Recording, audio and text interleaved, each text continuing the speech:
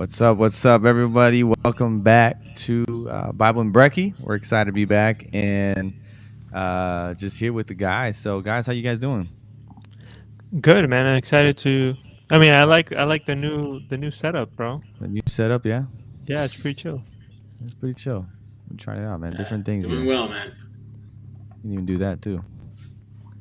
That's I good. like That's good. that. Well, we're, huh? Yeah. That's, Yeah, it takes if up I the whole want, we can screen. do. That's good. I hate that. Right. So yeah, we have been on a journey here in Matthew and going through different books. We kind of talked about it last time. I don't remember how many books we went. Whatever. We're gonna have the same conversation again. But it's been fun. But again, as always, we've been busy with lives and stuff. But we're back, and yeah, we're just gonna jump right into it. Today we're talking about Matthew Matthew 2, and we'll be sharing some of our thoughts there and talking about that. So, without further ado, we're just going to jump into it. Matthew 2 follows obviously Matthew 1, where we were talking about the what are we talking about? Oh, the genealogy, right? And how what are we talking? It's been so long. It's been weeks. It's been almost a What's month. the I what's feel the like. title under that big old number? Yeah, Oh, what's the okay, yeah, title yeah, under that okay, yeah. section? But no, the genealogy of Jesus, and we talked about Joseph and Mary, that whole dynamic of Joseph and Mary being engaged and then Mary being pregnant and what that would have been like. And so here we continue into the really the birth of Jesus and the aftermath of that. So it'll be interesting. I'm excited to get into it. Um, so here we go. We're gonna read here Matthew 2, and it reads like this. Um, Give me 1 second here. There we go. All right. Matthew 2. And it says, Jesus was born in Bethlehem in Judea during the reign of King Herod. About that time, some wise men from eastern lands arrived in Jerusalem asking, "Where is the newborn king of the Jews? We saw his star as it arose, and we have come to worship him." King Herod was deeply disturbed when he heard this, as was everyone in Jerusalem. So he called a meeting of the leading priests and teachers of religious law and asked, "Where is the Messiah supposed to be born?" And they said, "In Bethlehem in Judea," they said, "for this is what the prophet wrote. And you, O Bethlehem, in the land of Judah, are not least among the ruling cities of Judah, for a ruler will come from you who will be the shepherd for my people Israel." Then Herod called for a private meeting with the wise men, and he learned from them the time when the star first appeared. Then he told them, "Go to the Bethlehem and search carefully for the child, and when you find him, come back and tell me so that I can go and worship him too." After this interview, the wise men went away, and the star they had seen in the east guided them to Bethlehem. It went ahead of them and stopped over the place where the child was. When the when they saw the star, they were filled with joy, and they entered the house and saw the child with his mother Mary, and they bowed down and worshipped him. And then they opened their treasure chests and gave him gifts of gold, frankincense, and myrrh. When it was time to leave, they returned to their own country by another route, for God had warned them in a dream not to return to Herod. So we'll stop there all the way to verse 12. And seemed very interesting, right? As we saw, a lot of faith took place in the story of Mary and Joseph in trusting that God knew what he was doing. And, just a lot of tension there in Joseph deciding as a just man to go and, uh, follow what God had told him, that, hey, the baby that Mary has is Emmanuel, God with us. And so you're going to call him Emmanuel. And so here they are. We have the Magi, the wise men coming. Um, any thoughts here on on here in this section here? The interaction with Herod and the wise men themselves coming from the east.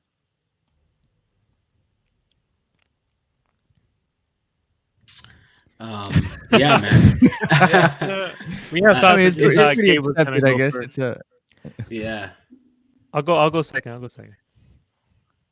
yeah. So it's interesting to read this text. Just a couple months after Advent season, right? Christmas and celebrations. I'm sure most Mhm. of us preached on these texts already, so it's kind of like fresh in our memory. But the idea that the star, right, in verse 2, Mm-hmm. appears not in Jerusalem or in Judea. Like it first appears in the east. And that's pretty remarkable because we often think that God isn't showing up to, you Mm. know, people outside of our, faith group, right? Like, oftentimes in churches, in denominations, we're pretty exclusive. Um, Mm-hmm. you know, our interpretation of scripture, um, you know, our ideas of truth is the most important, right? It's often, the most accurate, right? We all believe that, and every denomination probably holds or has that kind of culture. But here, like the one of the very first groups that are interested, are told about the Messiah, is a group, that's completely disassociated with Judaism. Mm-hmm. They would probably, in most scenarios, not be welcome in our spaces, right? In our religious gatherings, but they're the ones who are searching for God, right? Yeah. Yeah. They're the ones who are looking for Him the most because they've traveled from so far to get there. So I Mm-hmm. think it's so cool that God is showing up to these places, to these people, without like even telling us, Yeah. Yeah. and the people who have the truth, right? Like, have been given the revelations, the oracles of God, are often the ones that are neglecting Him the most. So in this Mm-hmm. case, um, the king, right? Someone who's in a position of power, he has no idea what's going on. Like, no clue that God is moving. And these are the guys that come and let him know, like, hey, wait, how do you not know this? So it's pretty interesting. Yeah. For me, what jumped out was just like poor leadership, right, from King Herod. Mm. So you Mm. have like on one side, like what Gabe was talking about with these magi's who are like going through this whole process of investigating and searching and really wanting to be in touch and in relationship to this Messiah, this Mhm. king figure, and they're willing to invite people, right, or they're willing to go and say like, hey, what's going on with this, and ask the right questions, and want to serve others and finding Mhm. the right answers, right, um, which is great. And then on the other side you have Herod, um, who is the typical leader that you see today, right? That isn't necessarily looking to empower these magi's, but is looking to use these Mm. magi's to For his own do benefit. what he wants, right? And the other thing Mhm. is, um, dude, you have the opportunity to really shield and protect and bring up this Messiah figure, right? That your scriptures, or I mean, Herod wasn't really like totally Jew either, but Mhm. that that the scriptures talk about, right? And you stop and you think like, man, why would he want to kill this guy? And it's not like he's the Mm. top dog right now. That if Yeah. he allowed him to come into his palace, or if he allowed his protection to come over him, that Jesus would somehow be like so much bigger than he was. I mean, at the end of the Mhm. day, Herod was a puppet for the Romans too. So it's not like, Right. Right. oh, he's gonna, I don't have anybody on top of me, right? And so if I bring this Jesus guy, he's gonna be on, he's gonna be over me. No, Yeah. he already had people over him, so it wasn't gonna Right. change that. And so I just see like really poor and toxic leadership where a guy isn't willing to have anybody outshine him, even though Mhm. what he's doing isn't really that great anyway.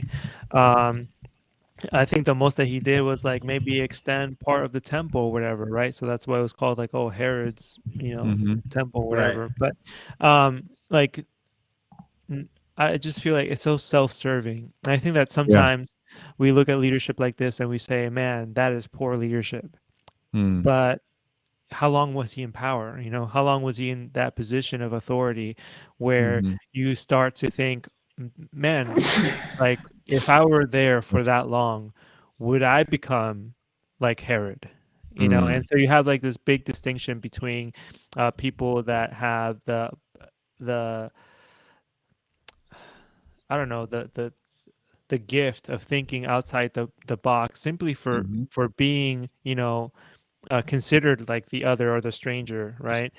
Yeah. And how those people are painted as heroes for Matthew versus the people that are, you know, within that country that are supposed to be leading that country that, you know, are supposed to be Mm, doing good for Israel and are not. So I don't know. It just brings further value to the stranger, which Jesus would also personify, right, as a stranger to this world. So I thought that was mhm. pretty cool. Leadership just stuck out to me, like as soon as we were Yeah. reading it. That's good. I like that because you even see it in the teachers, right? Kind of like I don't know when leaders are not self assured, you know, and they any idea of threat, Yeah, they want to kill the they try to opposition. they want to Yeah, get it out as soon as possible. And so we see it even with the religious leaders, right? As time goes on, and you see in his ministry, any threat to their power, to their authority, um, which again is a self-serving idea of leadership rather than like, you know what, no, maybe there is someone that's more, you know, gifted or qualified to be a leader. But what I wanted to focus on, not necessarily Herod, which I think was interesting too, but even on the religious teachers, right? Like in verse 4, he called all of them there because, you know, he knows this is kind of a supernatural thing. A random star arose, it's guided these guys. They're looking for a king, and it's king of the Jews, right? So I wonder what sparked Herod to call the leaders of the religious law to see, like, hey, is there anything in the scriptures, right? You know what I'm saying? Like, they're really, I don't know. It's interesting to see that connection that he made. Um, and he said, "Where is the Messiah to be born?" Because all they said was, "There's a newborn king of the Jews. We saw his star rose, and we came to worship him." And then Herod goes and tells the leaders, "Where's the Messiah supposed to be born?" So it's like he knew, right, of some sort of like Messiah idea of someone to come. And the response that the leaders give to me is just hilarious, right?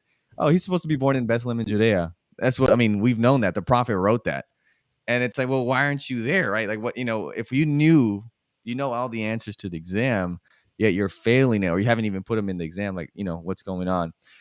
So just a failure from the beginning of the religious leaders to recognize what was going on, is to me very fascinating. And then just the pride that they must have felt, right? As you were saying, Gabe, these random dudes, these pagans, Gentiles, these guys that had heathens, that had other gods and beliefs, or who knows, right? They're the ones coming to tell us that Jesus, the Messiah, is born. They're like, no, there's no way.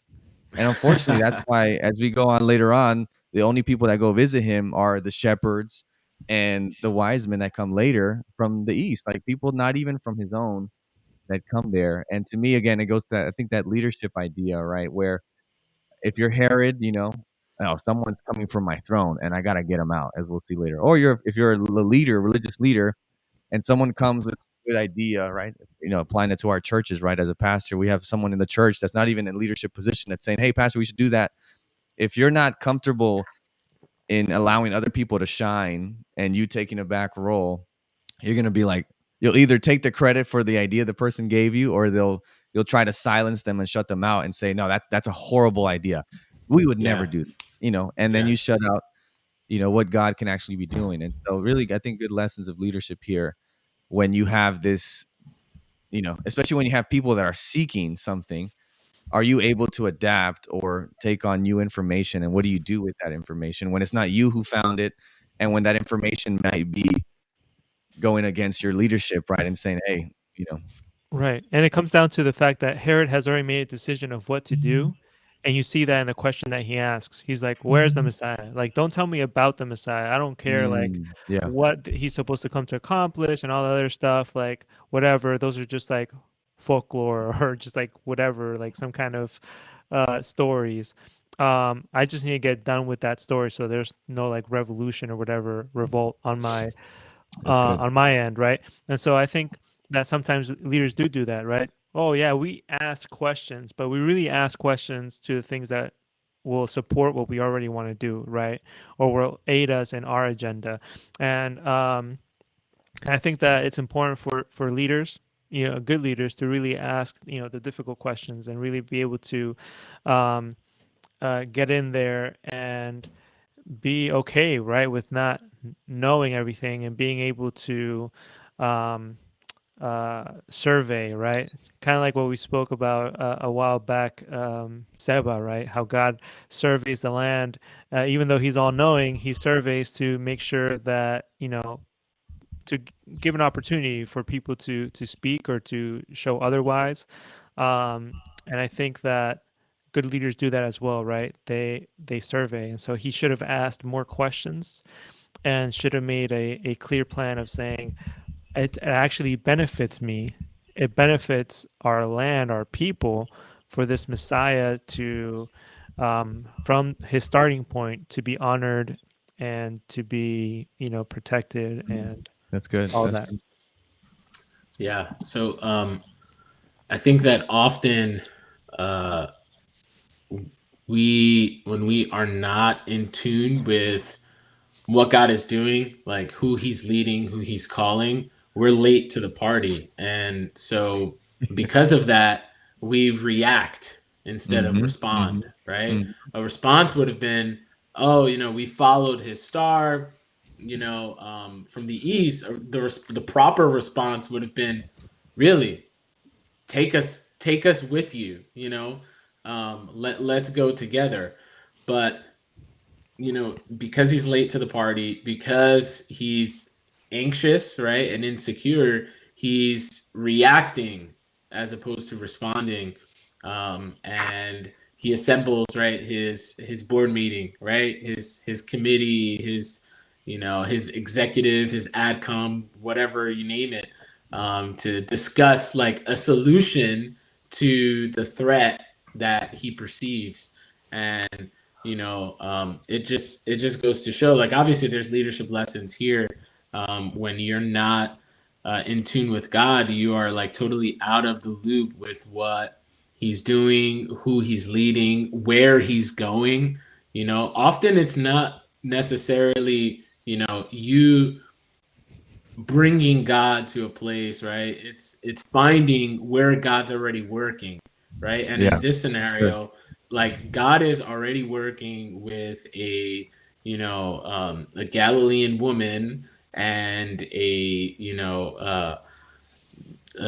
guy who's not even a Galilean woman, a Galilean teenager, Mm-hmm. and a guy from Bethlehem, a descendant of David's family. Yeah. And then he's also working with these foreigners who would probably be like dignitaries or some kind of political Delegation. leaders in Yeah. their Yeah. country, or maybe just like religious people, wise Yeah, men, guys who are Scholarly. studying, the stars, and who are constantly in the books and practicing even their own religion. But that's where God was.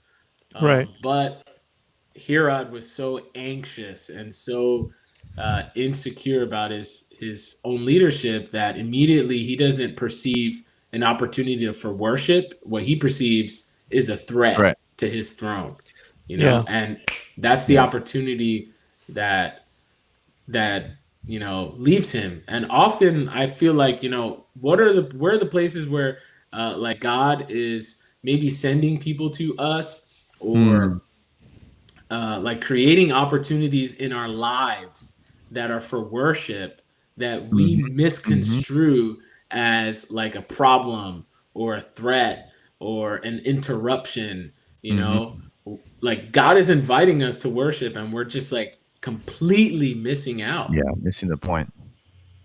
right. And Yeah. I would say like sometimes we characterize Herod's mistake as not knowing what was going on, right? As a Mm-hmm. ruler, how does he not know? And I think it's okay. It's okay not to know what's going on in Bethlehem, right?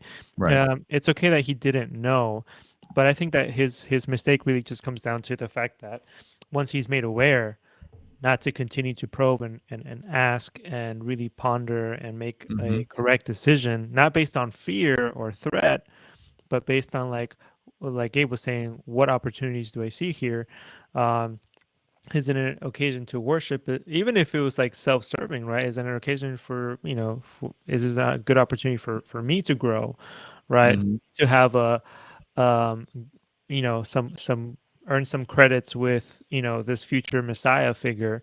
Yeah. Um, I don't know. I think that was his mistake. It's just like it's okay not to know, but Hmm. once you become aware, to continue Yeah. to What's your ask, yeah. because a lot of times we make decisions based on situations that we're not totally aware of, Hmm. and that comes back to To bite bite us. us. Yeah. I think it's interesting. In verse 3, right? It says King Herod heard that when he heard that they had come and followed the star, he was displeased, and all Jerusalem with him, right? So it's like I don't know. It's interesting because every time we talk about the Jewish nation waiting, they're waiting since Malachi, 400 years of silence. They're waiting for the Messiah, right? They know the scriptures, right? But when they hear, and I don't know if it was the people from the east bringing the news that he was born that triggered them and said, you know, this Yeah, what is it, the ethno hatred, or not wanting it to be someone that's non-Jewish that's breaking the news, right? yeah, And leading the charge in this, that they're so everyone's disturbed. And then he talks to the teachers of the law. They're like, well, we all knew he's supposed to be born. And there's no follow-up from them, right? All we have from them is that they said, yeah, we know this. And it's not like the Jews went out to find if this is the Messiah or nothing. It Yeah. was kind of right. like, no, It we're was a not. question of pride too, right? It's like, oh, did you know this? It's like, yeah, I know. Yeah, we know. Yeah. And then Yeah. and then the one that takes action after that, and the way he does it, right? Verse 7, Herod calls the magi. Is it magi? Los magos. He calls them secretly, and he found out up from the exact time the star had appeared. So it seems like he's sensing like this Jewish, tension where he doesn't even bring them to the table anymore. He's like, all right, you guys told me you guys know. That didn't really help. You just said, yeah, we know.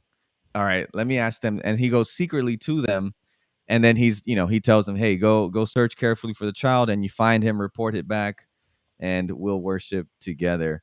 um this is interesting, right? How everything is done, right? Obviously, like we were saying, right, the threat that Herod feels, the He threat of the uses Jews. all the right language, bro. He uses all that Adventist lingo, right? Just to be like, oh yeah, I'm on board, but really he has a knife, held in Yeah, his right, clutched in his right hand behind his back, right? So yeah. Yeah. and, Yeah. and for me, if you're a Jew, right, and I guess that maybe shows how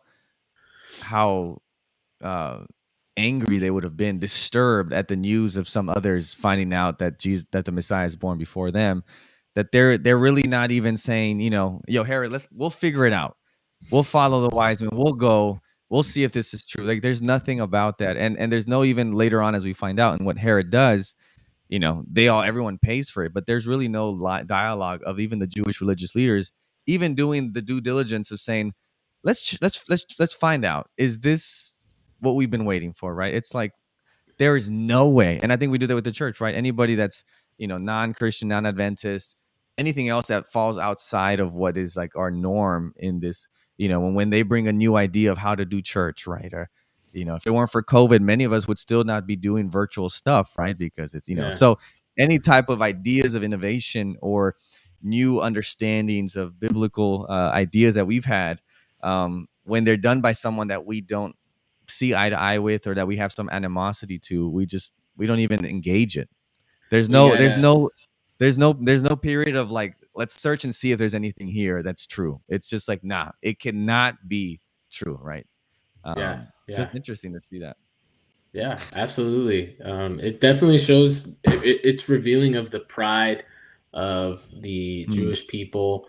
Um, the text where it says, obviously, there, all of Jerusalem was troubled with Herod.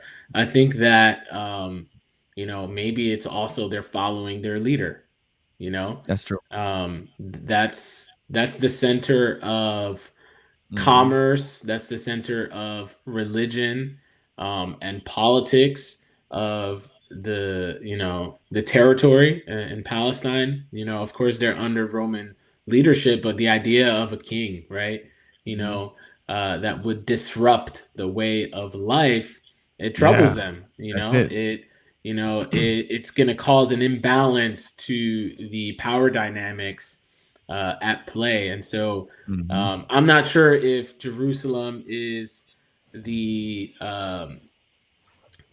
the word to best describe like all of the people. I don't know if that it includes like the lowly, the impoverished, the needy, the ones who Jesus spent the most time with, or that's just like talking about the aristocracy Hmm. of the day. But all of Jerusalem was troubled. I think it was more so they're just following the example of their leader, right? If the leader That's good. has this anxious, reactive, um, you know, uh, I guess response to the wise men, then Hmm. that's how they're gonna react as well. Yeah. Yeah. Um, so That's good. yeah, the idea of like Herod calling the scholars like, hey, we gotta create like some kind of um, like biblical research Research institute Institute. to verify their Yeah. findings. Yeah. And it's interesting that the scholars knew, right? Hmm. So maybe that also is an indictment towards not necessarily the scholars, but the leadership of Herod. Yeah. Yo, Yeah. we knew about this, you know. So how come Herod didn't know? Like, if they Right. Right. knew, Right. how come he didn't know? So it's Yeah. either that there's no line of communication, right, which could reveal a number of things. But Hmm. I think it's more Herod is not searching. He's not Yeah. looking. He's Yeah. not there, to um, ensure that the Torah, right, covenant Hmm. is really what's um, guiding the people of Israel. Right. And of course, Right. he's a puppet. Yeah. I'm sure he's really not interested in doing that. And you also have like the idea, right? Well, like whose interest are you serving, right? As a leader. So Herod obviously is maybe torn. I'm trying to figure out. Was he the half Jew, half Roman type of thing? Like I don't know. I remember one of the Herods or something, one of the leader, whether Pilate or something, but where they were from a. I'm not sure of the historical accuracy of my statements, but obviously in his position, right? Regardless of what if he was actually Jewish or if his mother was Jewish, so he kind of had some awareness. You know, even if you're over those people, you would want to be able to at least understand what their interests are. And like you're saying, right, dialogue with the scholars. Okay, is this something that's important to you guys? All right, as a leader, but you can see that he's just serving his own interests because any threat that comes his way, he's trying to remove it. And goes. But going to your point, I think my pastor always says this: as the king goes, so go his people. And Hmm. we've really seen this, I think, even in our political realm. Depending what side of the aisle you're on, your church, your cultural hub of where you get your information and how you view life, your worldview, right? Whoever that leader is that you're listening to or ascribing to, and however they go and do life and how they navigate and maneuver, then many times that's how you're going to follow and do the similar thing. So Yeah. very interesting to dissect the story like this and see the different reactions here. um, Interesting to see how God uses a star, right? You don't really see God, I guess, in the Old Testament using a lot of I mean, you see some situations, right? I'm thinking of Hezekiah and the sun, Joshua stopping the sun to, you know, but there's not a lot, where these guys, who knows what their theology would have been, but they're studying the stars. If there was some astronomy, astrology, whatever that Yeah. was, and God's Absolutely. communicating to whoever is wanting to communicate, and literally that star is leading them to the point where Jesus is, because the people that live in that vicinity can't lead them there, which Yeah. is, I think, an indictment on whenever many of our churches, right? The Holy Spirit leading people to places that people can get help from, despite the church not being the ones leading them there, right? Yeah. Using It's supernatural, unorthodox things it's because fascinating. we're not willing to do it. Yeah. Yeah. Absolutely. And you could imagine that. Um, because these guys are studying the stars so much, like Mhm. they're, of course, they're, they're likely scientists, Yeah. philosophers, etc., which means they're probably like pluralistic in their faith. They're Mhm. probably um, worshiping many gods, and they, in studying the stars every day, find like a star that they've never seen before. They've Mhm. searched the records. Well, wait a minute, like our own records don't talk about this star. Let's find Yeah. some more information out. And they stumbled upon some Jewish literature from when, the captivity, the Jews were somewhere in the East, Babylon, and Mhm. there was like some Mhm. spreading around of that literature. Mhm. And they were like, holy smokes, this Jewish nation, this religion talks about a star Yeah. appearing and a Messiah. Let's check this out. So Mhm. the fact that people in their religious cultural background were curious enough to literally leave their homeland and go and follow the star Travel. Wow. and find the king that this prophecy was talking about. Just, Yeah. I mean, it's an indictment against the religious and political powers Mhm. of the day, because they have access Yeah. to all of the prophecies, all of the Jewish literature, that came along with the, the law and the Torah, Mhm. etc. But they're not looking, they're not searching. Yeah. Um, It's You crazy. would you would surmise from that people that perhaps haven't been baptized or haven't accepted Jesus can still walk out in faith, can still, experience faith, even though they might not necessarily believe in that God as of yet, right? Mhm. yeah, I think that sometimes we limit faith to like, oh, Christians or, Yeah. whatever religion that you may be a part of. And it's crazy to me that like, yo, they had more faith in the scriptures they were reading to travel all that way than people of, like you were saying, Gabe, with that actual, Yeah. religious uh Yeah. brand. That's powerful. That's yeah, powerful, man. yeah, Because it really teaches that people can get to Jesus in spite of the church, right? yep, yeah, The religious absolutely. leaders That has to knew be the it. case. It has. I mean, obviously, yeah, it has to be. I But mean, it's a reminder, an indictment that you know it's Jesus that will pull out all the stops. And it reminds me of the story of in Acts of Philip and the Ethiopian, right, where the Ethiopian eunuch goes to Jerusalem to worship, and on his way home is reading the scroll of Isaiah, and Philip is transported there by God, right? The Spirit takes him, and he's like, "Yo, you understand what you're reading?" And he's like, "How can I?" And it's interesting. He just came from Jerusalem. You would imagine at some point, right? The reason the whole sacrificial everything that was going on was to point to the Messiah, right? So you would think that something he was reading, and he doesn't even understand that, and so he's taken to that moment and he explains everything and how it points to Jesus. Um, but it's sad, right? How many people come and go, like this Ethiopian eunuch in Acts, or even these wise men, and we know, oh yeah, this is part of prophecy, yeah, and that's it. yeah, There's no and further dialogue. Let's like, hey, can we talk with these wise men? We just want to see what they saw.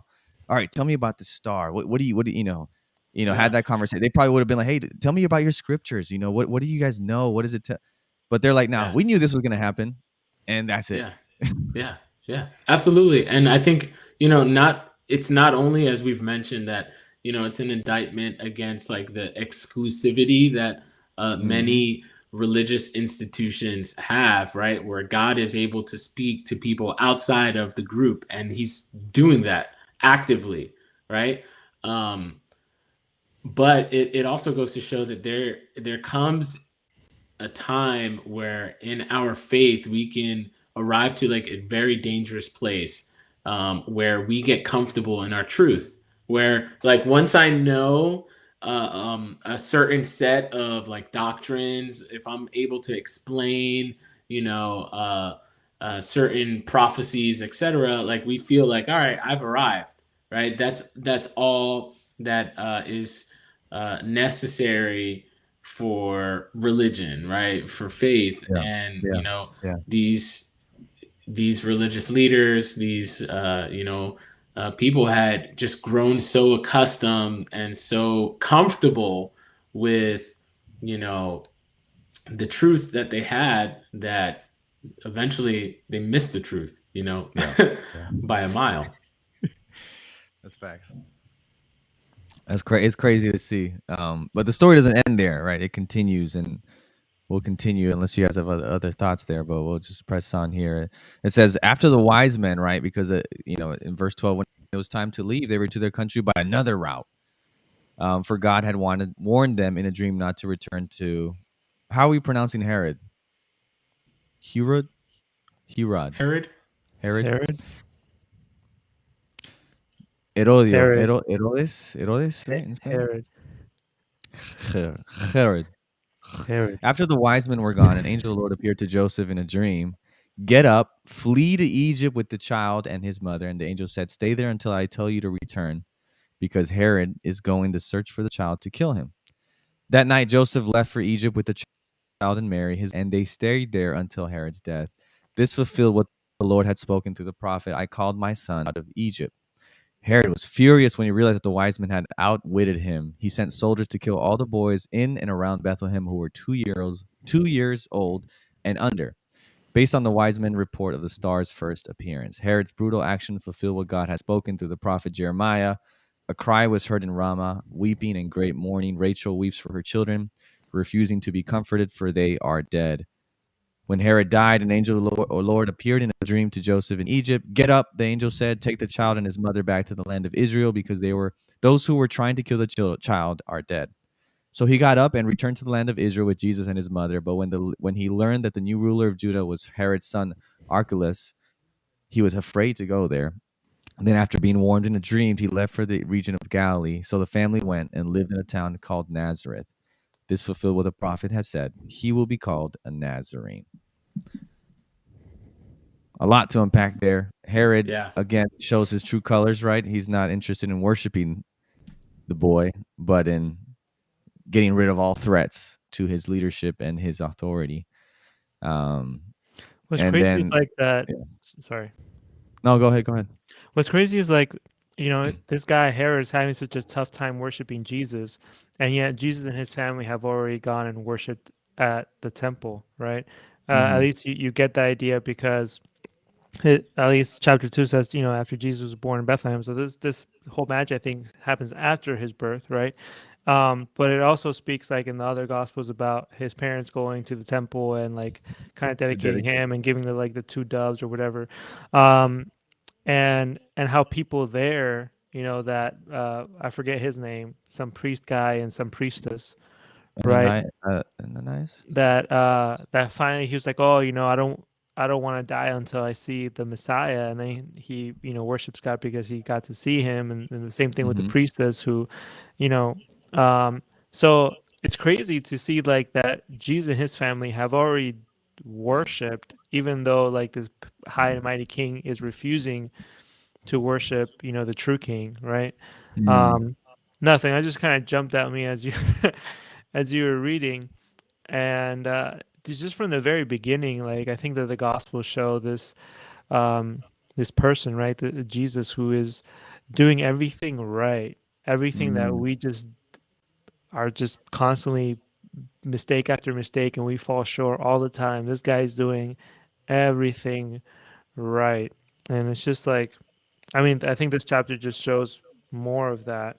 Um, Man, it's crazy that he has to go to Egypt though, dude. Like, That jumped out to me too, right? That the whole Old Testament, right, littered with like, especially the first 5 books, right? Egypt, get out of Egypt. Egypt's the oppressor, and now he can't even stay in his own land of Israel because it's unsafe. It's safer to go to Egypt than to stay at his home. yeah, he's Yeah. better off at a land that would enslave his people than in the With place where his he's people. supposed to be considered free, right? Hmm. Yeah. Yeah. And there's obviously a parallel as well, because in Egypt, that's where, you have like that first story of an insecure king who, out of fear of the Israelites, decides to kill all the male children, Mm-hmm. Mm-hmm. Right. and eventually, obviously, God takes them out of that land. But now it's a great reversal where in Israel there's an insecure king, and Yeah, that's good. he decides to kill all the threats, right? The boys, the firstborn there. So um, he's displaying, the same characteristics that Pharaoh displayed in Uh-huh. Egypt, and now Christ has to go to Egypt. So Yeah, you know that's interesting. obviously there's beauty in that, Jesus somehow, some way identifies himself with like so many different marginalized groups, right? Mm-hmm. The sojourner, right? The Yeah, displaced, a refugee. Yeah. the abused, Mm-hmm. etc., where like he's a refugee, and Yeah. he's going to hide in Yeah. Egypt. Mm-hmm. So it's Yeah. there's beauty in that because God is empathizing now with, people who suffer. Mm-hmm. I Um, thought, yeah, I thought it was interesting how Egypt, like you said, right? I love that point in putting like Pharaoh and Herod in similar light, but also just how the people of Israel got to Egypt was because there was that big famine, and Joseph, through all that hardship, was put there, right, by miracle, right? How Joseph said, "You guys intended bad, but God turned it for good." And that was, Egypt became a safe haven of life because they had stored all this food and they were good. And if not, the line of Abraham would have passed. So it's kind of similar thing, right? Again, where that's replicated, where Egypt now is this place where these foreigners can come in and this line of Jesus can be continued. yeah, So it's interesting, right? It depends on what part of history, Egypt can be seen as completely evil or a beautiful place of new beginnings and safety. Um, yeah, and how he takes on the role, kind of like a second Israel, right? The idea, many people would have said, I called my son out of Egypt. You would have applied that to Israel, but now Jesus is kind of coming into the scene and saying, no, I am taking the place of what Israel should have done when they failed and being a light to the world. I've come to yeah, be that, you know, the fulfillment of where they failed. yeah, Uh, yeah.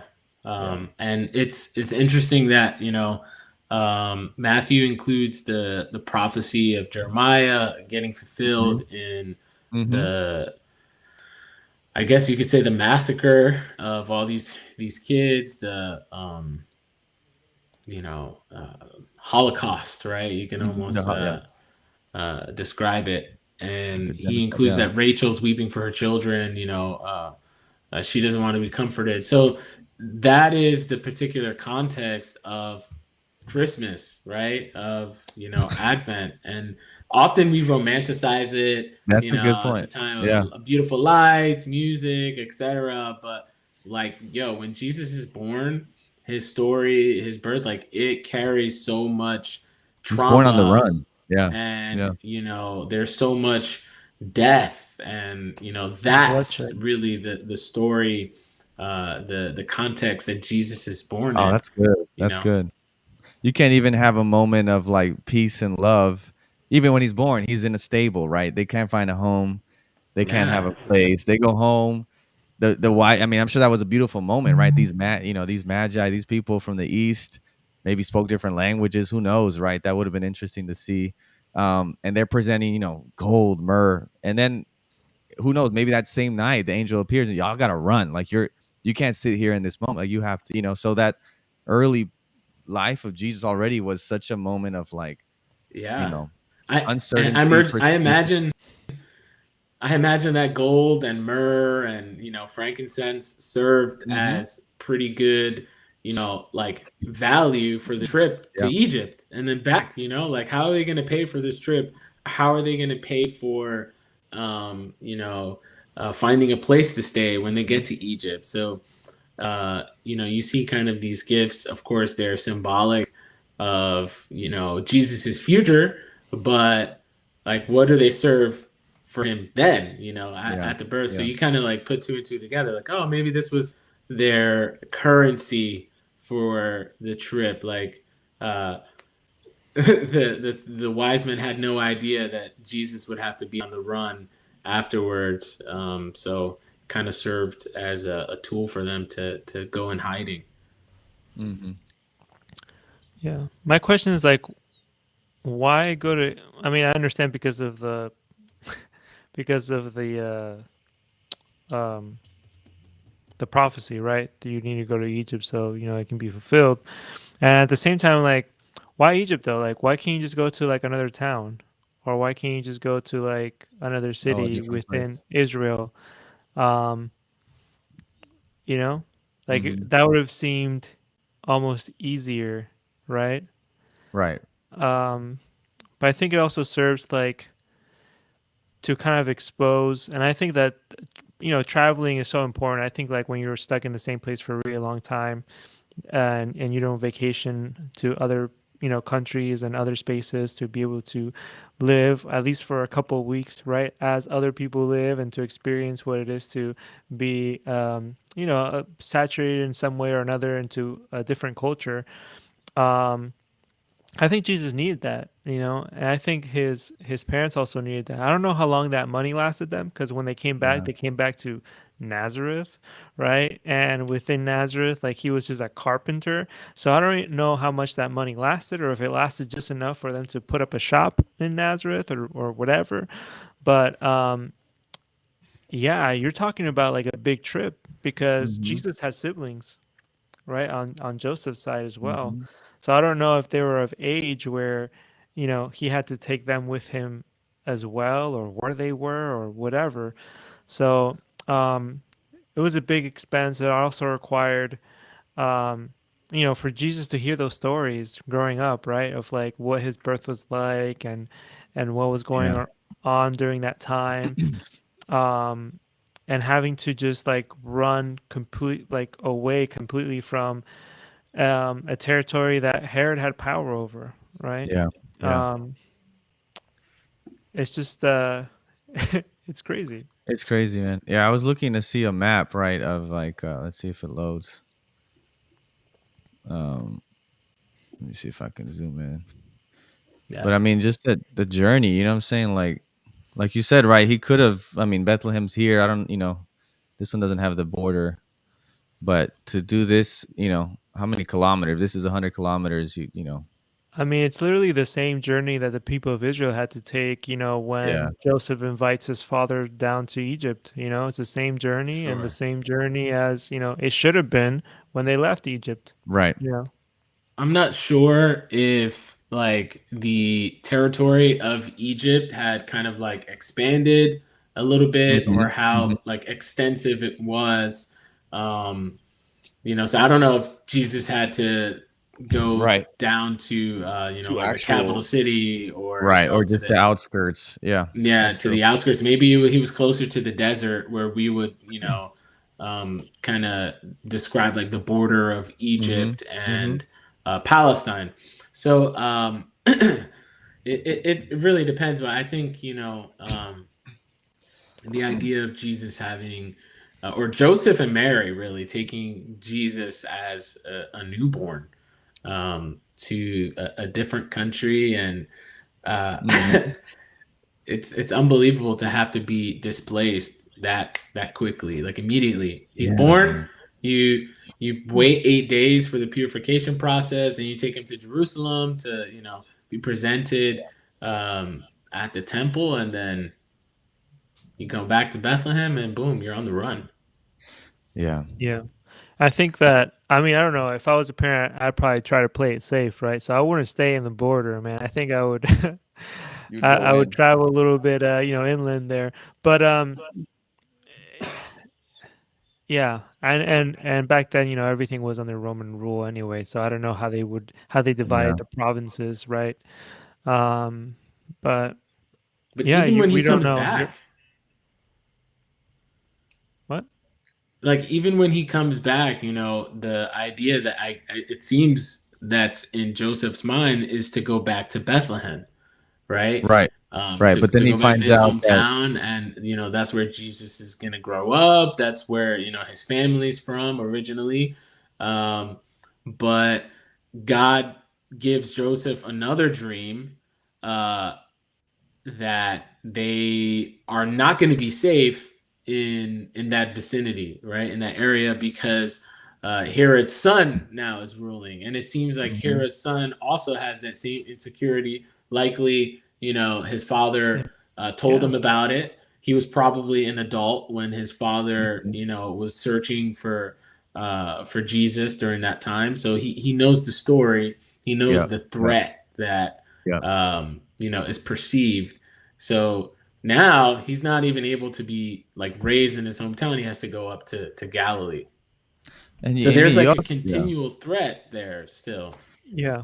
I mean, and yeah, you see the life of Joseph, right? Having to make these decisions kind of on the go, and God appearing, and it's like, all right, I was trying to pull that up because I had read in a book just kind of, of all the brothers that as when they split the, of Herod's sons, the three brothers that they split, um, Herod Archelaus, which comes over Bethlehem and has that region, um, had done some very like bloodthirsty stuff with the Jews there. They had some revolts, and he just like nasty stuff that he had done. I'm trying to find it. I don't know if I can find it, but very interesting in that Joseph has to maneuver that and navigate and say, all right, we're going to go Nazareth.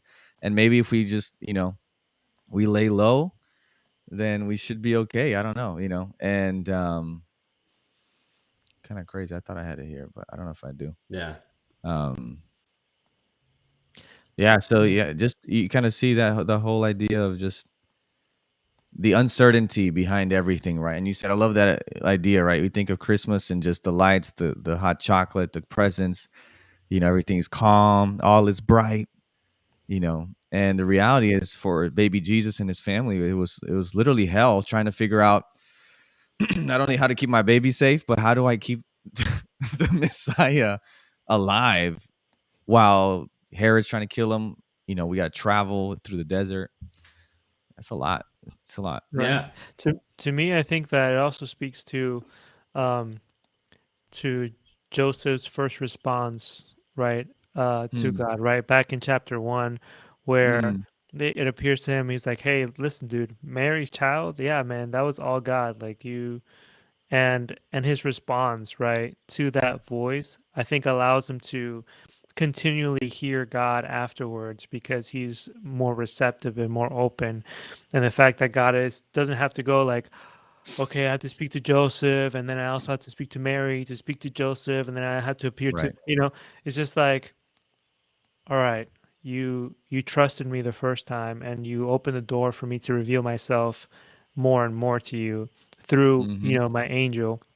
And so you also see that progression, right? Where, the escape to Egypt, the angel shows up to Joseph, and the return to Mm-hmm. Nazareth, the angel shows up to Joseph. And so um, I think Joseph was a really decent guy to be able to say, hey, I want to really protect my family here, and I'm fully aware of the responsibility that has been placed on me Yeah. by God. And I think that sometimes, like, I don't know. I think that sometimes we prematurely close that door, right? And Mm, like we don't take the opportunity, right? Like we were talking about beforehand, to actually be moved by God to do certain things, right? Like Herod mm, could have been moved by God to do something completely different to what he did, yeah. and instead of being a blessing to people, we end up like massacring. We're not going to literally massacre, thousands of children, but we end Mm-hmm. up massacring the entire situation Yeah. and completely alienating people from really experiencing the love, mercy, and grace of God Yeah. through Yeah. Jesus, right? And so I Yeah. think that this is like just calling us out in one way or another of saying like, hey, which way is God pointing you, and are you living a life in which God has to like literally speak to people to go around you so that Mm-hmm. they can still meet Mm, me? mercy. And I think like the story shows time and again that God has to speak to Joseph to go around the very structures that he had put in place to worship his Mm, son. Mm, and mm, that's just like it's so yeah, shameful. yeah, Yeah. yeah, yeah. Yeah. Um, definitely. I think, overall, when you just like take the large view of the chapter, I think four times dreams are given, Hmm. right? Yeah. And, Yeah.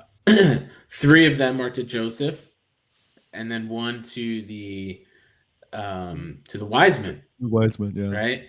So God is speaking like continuously. And when you put it into context, obviously, like the intertestamental period, from was it Malachi to Hmm. to then Matthew, all right? It's like about 400 years. There's no prophet, essentially silence on God's Hmm. part. No one to interpret, the oracles of God, etc. Um, but God is speaking now. He's moving, he's doing things, but the people are just so caught up in trying to retain their power, retain the style of life, Yeah. the status quo, that they're missing the opportunity, like you said, Brian. They're missing Yeah. out, and now like Joseph has to go around, right? Has to circumvent, and I'm thinking now, like, is that happening today in our churches where people have to Mm. avoid the church to find Mm. Yeah. God? Wow. Yeah. You know, they have to avoid me to hear God. Hmm. Like God forbid that's That's the case. happening, Yeah. but often, that people are not safe in certain spaces where God literally has to say, no, you go around, go somewhere else. Hmm. Hmm. Yeah. Oh, that's So good. Yeah. so if Gabe isn't in the next Bible and Brekkie, You know what? you know, No, I do like yeah. going off of what you guys are saying, the idea of how like it's like a kind of a fluidity versus like a staticness that Herod and the scribes and the leaders have, religious leaders, where they're like, we knew what the scriptures say, we know, and then you look at how God's interacting with the wise men and Joseph, and it's very, I guess for lack of a better word, it's very it's an active relationship, right? Where Joseph doesn't have all the answers and he doesn't pretend to, but he's just being led moment to moment, right? And so it's at one moment it's a vision, hey, take Mary, she's pregnant. The next moment, hey, you better pack up your stuff and get out tonight. And the next moment it's like, hey, go to Egypt. The next moment, come back, you can come. Next moment, actually go to Galilee, don't go to Bethlehem. And how in that it looks like in this walk in this Christian walk, it makes sense because you're dealing with another being out there that's leading you. It's a fluid relationship where you're basing it off of that progressive revelation, right? Not just these Mm-hmm. leaders that like, oh yeah, whatever. I mean, that's not what we Yeah. have thought. And it's Yeah. the Magi. So no, where if they would have been with this, it would be like, oh, maybe God is speaking through them to us, and maybe Yeah. we should hear what they're saying. Yeah, you see And the stark and and difference set. between uh sorry, you see the stark difference Oh, between knowing, right, what God Hmm. is saying and doing what God is saying, right? So yeah. Yeah. we think that, oh, just because I know what God is saying, well, that doesn't, good for you. That does nothing. Um, Yeah. God is really, especially in the Gospel of John, God is not so much worried about what you know or understand, but what Hmm. you do with that Yeah. understanding, with that knowledge, with experiencing His presence, right? Yeah. Yeah. And I think that it's not necessarily that God was like revealing something new. Mm. These were prophecies, right? Like time and time again, you see it throughout the text, like, this happened to fulfill the prophecy, right? In Hmm. Jeremiah, to fulfill the prophecy in Isaiah. So, like, I think the danger that we're given with this text that could speak to us today is that, like, when we're so committed to um, the structure and the institution of church, we can often miss Mm. the prophecies or the blessings that God has already promised to us Hmm. Hmm. in Scripture. And so we see that happen where Herod, the people of Jerusalem, they're so married to Mm. to the institution that is basically the status quo, that when these guys come Mm-hmm. and speak a word that is in scripture, it's already there, and confirmed and verified by the scholars, they miss out on the opportunity Yeah. to worship.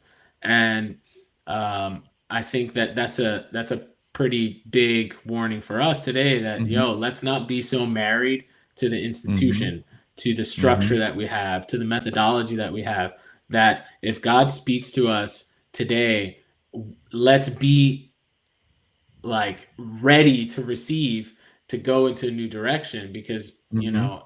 if we're like married and so stuck and clinging on to how we do church today, Mm-hmm. everything of like this particular age and season, God's not going to be able to move us. Yeah. Like, we're going to miss the Yeah. opportunity of aligning ourselves and following His leading.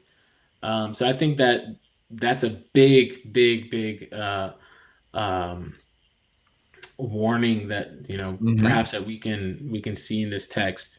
Yeah. These guys Yeah. weren't necessarily coming with new revelation; it was already there. Mm-hmm. Mm-hmm. We Right. were It they almost were seems just like all of blinded to it. God's Yeah, it almost seems like all of God's dreams are like emergency based, right? Like um I'm not saying, God is all knowing and all that, but it Yeah. just almost seems like through the story it's like, well, man, I really wish they would have done something else, but since they did Mm. this, well, now, hey, you got to get out of there. We You gotta have to adapt. move, and it seems like he's giving everybody as much of a chance as they could possibly have Mm-hmm. to um, realign themselves to what God is doing, what His Scripture says, and to be able to engage in a posture of worship.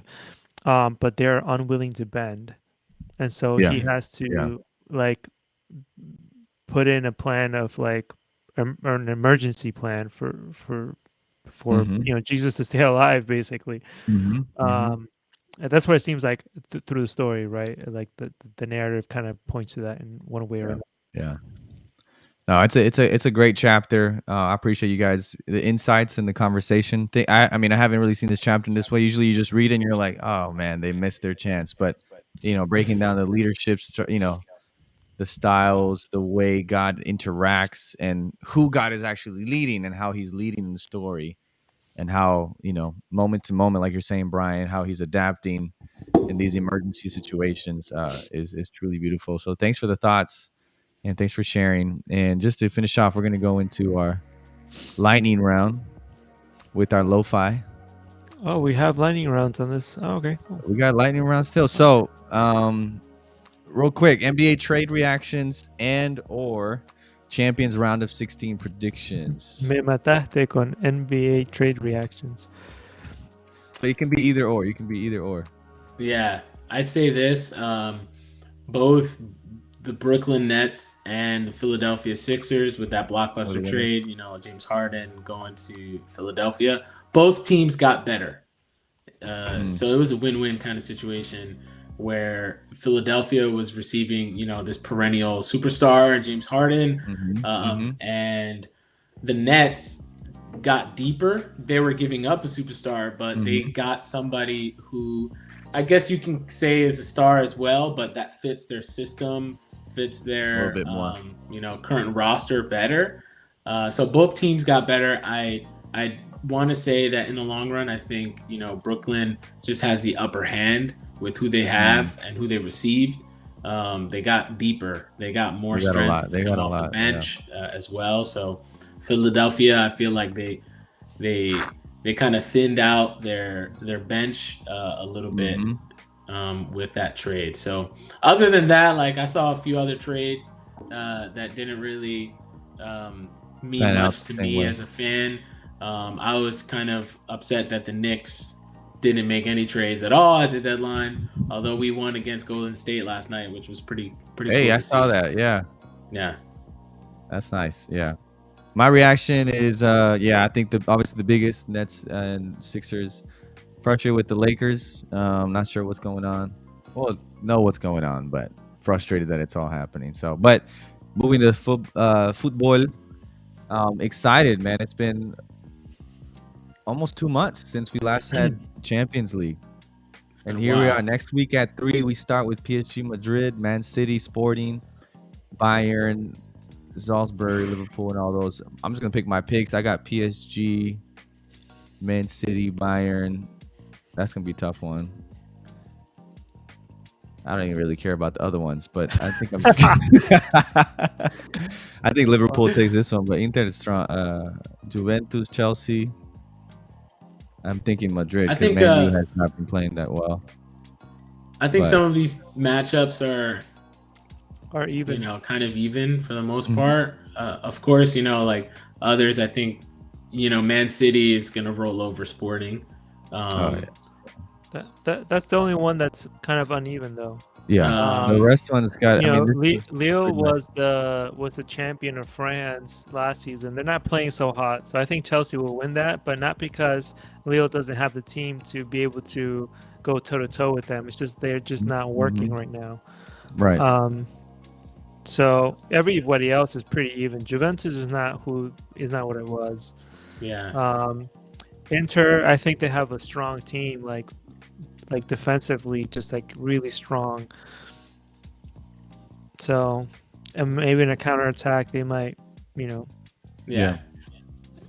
and they're all I'd like to see playing. them win. The Inter. top team is home. I'm assuming, right? So they're playing at Paris or they're playing at Madrid. Let me see. I think they're playing in Madrid. Oops. I don't know what's going on here. It's kind of weird not to see Barcelona in this. Yeah, it's round of it's 16. no, they're playing in Parc de Parc in des Europa League. Princes. Yeah. They're playing in France, so Right. So the top team is the home team, and then Oh, really? Okay, I didn't know that. I thought oh they were yeah, playing oh, in they're El playing in Bernabeu. Salzburg. Bayern's playing at Salzburg. yeah, Man City's playing at Sporting. yeah. So it's probably just because these they're finishing at home. Typically, the teams that do better finish the series at home. So if I would say if you go back to the matches, they're all really even. But I would Mhm. say, at least my prediction or what I want to happen, PSG is going to beat Madrid. Man City, that's a breeze. I would like for Salzburg to win, but Bayern's going to win that. Inter Liverpool, I have no idea. I want Inter to win, but Liverpool has like really good, They're strong. forwards. Um, Chelsea, I want Villarreal to make it through. Man United has nothing. I don't even know how they made it. I I don't care. Either Ajax or Benfica could go through. It doesn't matter. Yeah. It'll be interesting, man. Tuesday at 3 p.m. Yes, bro. And Wednesday. 3 p.m. That'll be fun. All right. Next question here. Dream scenario. What player and what team would you like to see? What player in Ajá, what bueno, team? loco. And we'll stay in the soccer realm. La selección argentina y verlo a Messi. Ah, ya lo tengo. Está bien. Perfecto. Ya está en el equipo. Ya está. Oh, I thought you said you want to see them like in person. No, What your dream scenario of? Oh yeah, that's a good one. I guess that could be the no, but this one's like Okay. if you could have any player in any team, what would it be? Oh, I see. Oh, so you want like someone who's not necessarily on that team? I mean, okay, it could be like Messi Yeah. in Argentina. Yeah, Messi en el Barcelona. Yeah, that's that's Messi the in, right now it's more like Yeah, it's Messi more in a Spanish jersey. No, déjate. Uy, feo, loco. Bro, he would have won. No. No. Would we have liked Sebas. Messi? Oh, that's a good question. Would we have liked Messi if he was Spanish? No. Like if he played for a Spanish team No. Nah, bro. over Argentina? No, absolutely not, No. man. Who would be Vamos our a star? hablar. ¿Quién va a ir? Let's talk about who's going to go to the World Cup from the CONCACAF because it's looking kind of difficult for some of the What main are people. man. What are the standings right now? I have no idea. They Pull have that like up on 2 the or 3 screen. games left. Let me see. ¿Cuántos equipos van de la CONCACAF? Canada el más fuerte. Canada strong. USA, Mexico. I think. In Panama. I don't know. How many games are left? Do you know? 13th is. How many teams from CONCACAF qualify? I think 3? just the first 4. No, I think it's first 4. Yeah. or maybe it's the first 3 and the fourth one goes here you to go. like 8 teams. Repechaje. Oh wow, 8 What? teams. No way. How many CONCACAF teams qualify for? Why 8? Bro, there's like 8 teams in CONCACAF. How could that be? Positions 1, 2, and 3 qualify for World Cup, and position 4 There you qualify for Intercontinental Playoff. Gotcha. So right now, Panama. How many games, bro? How many games? Because they got 11 players. There's 11. Can I do this? Honduras, chao, te fuiste. Jamaica, goodbye. El Salvador. Let's see how many CONCACAF teams left. There are only 3 matches left in CONCACAF regional qualifying, and the pitch is Alright, going pretty clear. 9 Only the top points. 3. What was that? 9. Okay, so there's 9 points to play for. Pero, So there's a total of 14 games. 9 points so to play points for. is at the end on the final column there.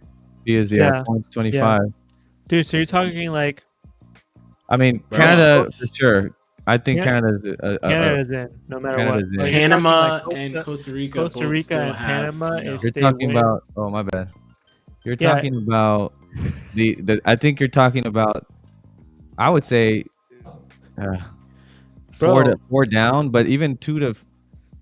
I mean, if United States doesn't, if they drop one, Mexico too has been kind of shaky. Yeah, Mexico and United States got to look out, bro. Because if Panama Yeah. and Costa Rica win their last 3 Yeah. games, I mean, it's that's close. 9 It's close. points, bro.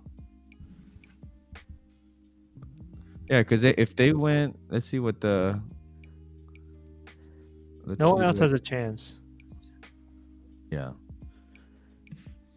Panama and Costa Rica have a chance of. Let's see who. plays Panama each other. goes against Honduras, Panama and Honduras. the U.S., and then Canada. So, So Panama Panama has has like a difficult. pretty much. Panama can beat. They can Honduras. definitely beat Honduras, but to beat Who'd you the say? U.S. And and then United Canada, States? that's gonna be tough. Yeah, that's gonna be That's tough. tough. But But if they they can definitely stay have in 3 of those fourth, points. but then who does Mexico play? Mexico plays the USA, so that's a big game. Yeah. Honduras and El Salvador. So they should technically, I mean, they could win all up, but they haven't been playing good against the US. And then US has to play Well, Panama, Costa Rica, and US. I mean, technically, Yeah. it should stay like that. You could USA see, has the more difficult games left yeah, you could see these switch here, but against direct opponents: Costa Rica, Panama, and Mexico. Yeah. that's tough. They're That's all tough. like Cool. must-win games. Must-win games. Yeah. The only one who's They- chilling is Canada. Yeah, Canada's been. Yeah. What is it? Canada 7? Canada Zero has loss. like enough points to be And relaxed. that's a plus 14 goal difference. That's without Davies. Some of the is it Davies from Bayern? Yeah. That's without him. Last game, I don't think he was watching the game from home too. So, So yeah. Who's winning this weekend, bro? That's the question I want. Super Bowl. Ooh, the Rams, bro. I had said the Rams originally Wait, did we say that? Did we do our predictions on last because time? of Stafford. I think we did do our predictions. I have to go back and check out. That was a while ago. That was a while back. I have to check that out. That's probably. I probably said the Cowboys. I said the. I'm Oh, positive. you guys I said said the Cowboys, bro. I was like, Yeah. I'm sorry, but I I'm was. positive. I said the it was Cowboys. funny. Yeah, you said the Cowboys. Oh, Cowboys all the way, and then they Qué win. it. desastre ese partido. Ay, ay, ay. Let's see what the over/under thing is. Bro, honestly though, I felt really bad for Don't say it. who did Kansas City beat?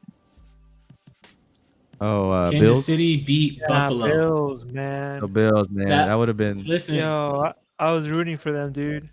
It would have been awesome that to see like was Bills Rams.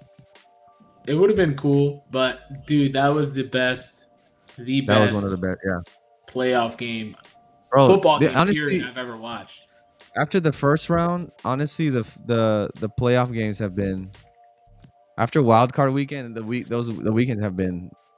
I I mean, just till really hope literally the it's not a last whoever has blowout. the ball last wins type of thing. Like if you Yeah, get a absolutely. They've been turnover, all decided by very slim margins. yeah, You know, field I goal or I just don't want it to be a blowout, man. That's it. That's all I'm asking. But yeah. like have it be close. I have a feeling that Cincinnati's gonna win. I have a feeling too. They start out fast. You know, like they're quick. Joe Burrow, man. Joe He's Cool. unafraid, man. That kid, So man. you guys are going for Cincinnati then? No. I'd like to see Stafford win it. I'd like to see Stafford win because I think that this is going to be his last opportunity. Um, Yeah, it'd be cool to see Stafford win. It To just Yeah. see what sucks. ESPN. I want the Rams to win. It just sucks like it has to be against Cincinnati because Yeah.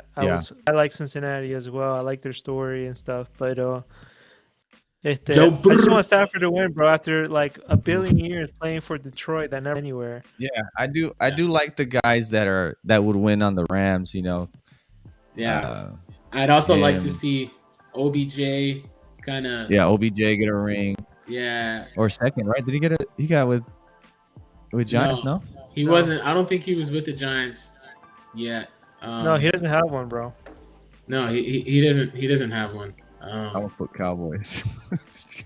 Yikes. I'd like to see him win just because I know like he had a really difficult time with the Giants.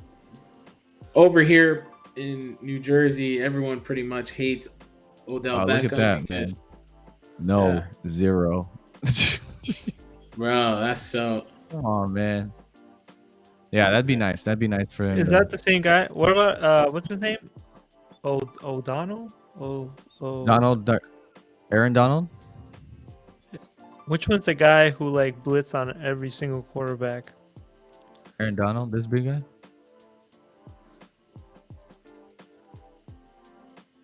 Yeah. This guy's massive, bro. Yeah, he's on that team too, man. 6'1". And then bro. you got Cooper Cup is under like low key Cooper Cup, bro. He's so good. receiver, man. Like he's good, man. So Yeah. they have weapons. They have weapons. Like I think they're stacked. The Bengals, you just kind of have Chase, and he's going through there, but he's good enough to like make plays and Yeah. stuff. But it's gonna Cincinnati, be though, good. It they have- depends. Cincinnati's the sleeper. they have a quarterback, bro. This guy's gonna be really good for many years to come. That's why he's gonna have more opportunities to Mhm. I To come think back. to win, and I'd like to see Stafford win one and Odell Beckham win one because I don't think they're gonna have many opportunities again in the future.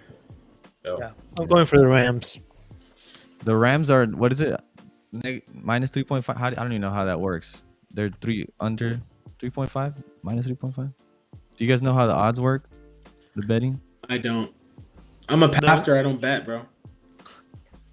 What is it? I know. I mean that means they're picked, but I don't know. I have no idea, bro. Did I win? We don't bet like that, but well, that's good. We got our thoughts here. So we'll see what happens. It's a lot of good sports coming up. It'll be fun. You got Champions League, Super Bowl Sunday, and the rest of everything. So yeah.